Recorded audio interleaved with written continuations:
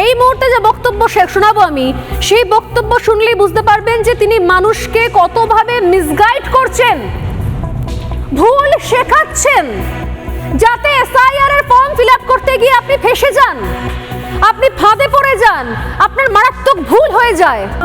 যে school certificate আছে সেটা দেখাবেন।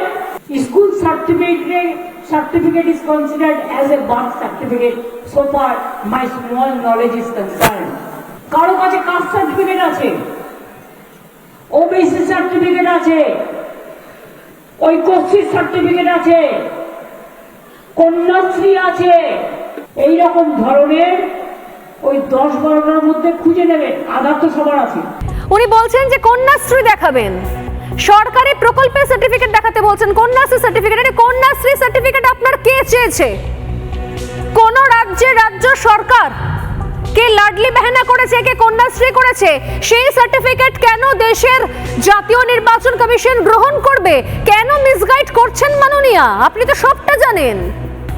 আপনি নিজে এসআইআর এর জন্য একসময় রাস্তায় নেমেছেন, নিজে এসআইআর এর জন্য কত কথা বলেছেন 2002 সালের সময়। আর আপনি এখন মানুষজনকে ভুল বোঝাচ্ছেন, বলছেন কন্যাশ্রী সার্টিফিকেট দেখালে হয়ে যাবে।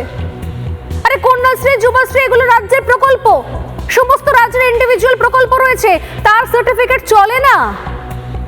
আর হয়তো মানুষকে ভয় পাওয়াচ্ছেন, বলছেন সবার বার্থ সার্টিফিকেট লাগবে।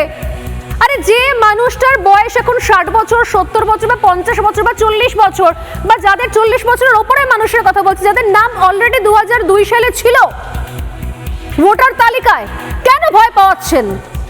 তারা শুধুমাত্র একটা সুন্দর ছবি তুলে বাড়িতে বসে আছে আরাম করে, আপনি তাদেরকে ভয় পাইয়ে ঘেঁটে দিচ্ছেন।